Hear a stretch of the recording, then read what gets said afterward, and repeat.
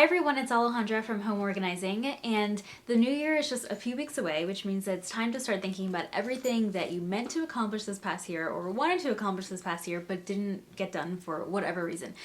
It's time to start making that list of things that you want to do in the new year to be able to grow and start like improving in certain areas of your life. So this video is all about setting goals, organizing them, and then tracking them until you complete them. So before I share with you my system, I just want to say that this video is part of a larger playlist that a few other YouTubers and I have put together to bring you tips for the new year on how to improve your life, improve your lifestyle, or your quality of life. So I will link to their video at the end of my video. Okay, so the first thing when you're thinking about goal setting and you're beginning to think about everything that you want to do and grow is to write everything down. So I'm a big believer that if you keep things inside your head, you're not always going to remember them. You're going to forget them in like 6 months from now. You're not going to remember what your goals were for the year. And it's also important to write them down so you constantly know what you're working towards on a daily basis, whether it's work or personal life. You just constantly want to be reminded of everything that you're working towards and how you want to grow and stuff. So what I do is I write down all of my goals. First, let me just back up a second. So I used to make goals and set goals on an annual basis. Like come January, I would know everything that I want to accomplish for that year, and then I would revisit the goals, a few times during the year. But then at the end of the year, I would go back and I would say, well, some of these goals were realistic, some of them were unrealistic. Maybe I was an overachiever in one area and an underachiever in another area. But I just felt like setting goals once a year wasn't enough. So I switched to setting goals on a quarterly basis. So I'm going to set goals from like January through March, and then in March I'm going to set new goals for the next 3 months and so forth. So I'll do it 4 times a year. And I find that at the end of the year, your goals are just more like, what's the word? They're more realistic, or like it just gives you a chance to revisit your goals to make them a little more realistic. So, all right, so I write down all my goals and I categorize them. So I just came up with a template just like this with 10 different categories of goals.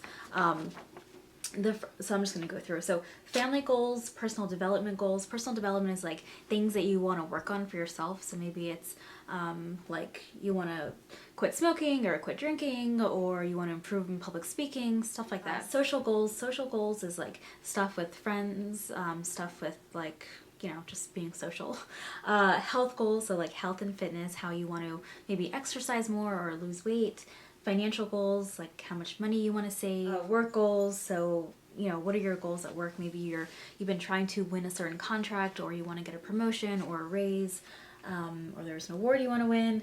Home goals is stuff that you want to work on inside your house. Maybe it's like decorating a certain room or organizing a certain closet, or just something inside the house that you want to improve.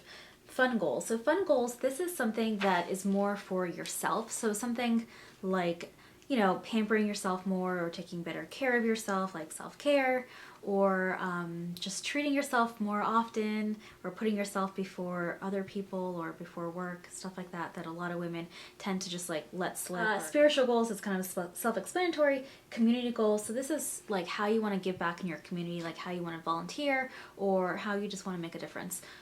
And then the bottom 2 categories I kind of left blank because I always feel like if I'm just, like I create my goals right now, but there's always something that I'm going to want to add down the road. And maybe if it doesn't fit inside these categories, I'm just going to put it at the bottom uncategorized.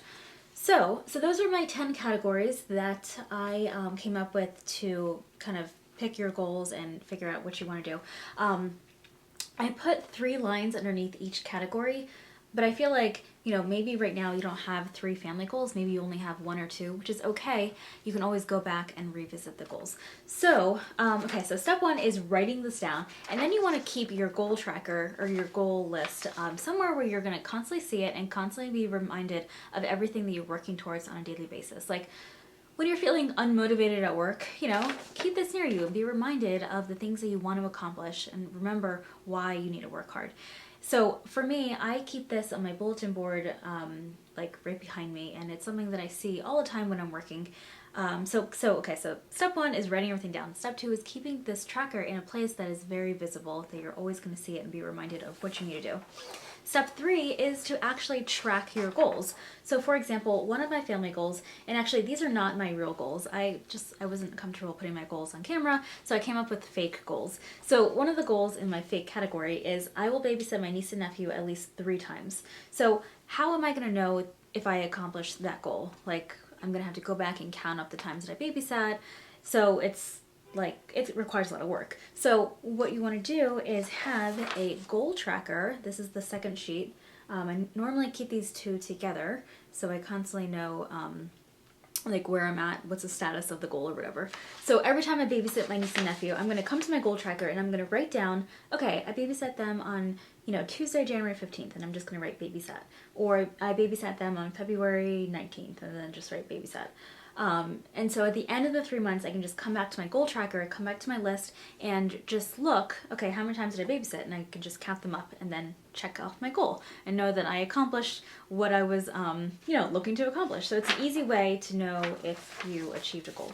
So like I said, this is for 3 months. In March, I'm going to revisit this list and set my next 3-month goals. And maybe, I might not accomplish all these goals. And if I don't, I'm just going to take the goals I didn't accomplish and I'm going to roll them over to quarter 2 and I'm going to try again to accomplish them. Of course, I'm going to, work my hardest and try my best to accomplish everything in quarter 1 because that's my goal. But if it doesn't happen, I'll try again in quarter 2. And then if those don't happen in quarter 2, then they roll to quarter 3 and so forth. So list of goals, tracker, keep them next to each other.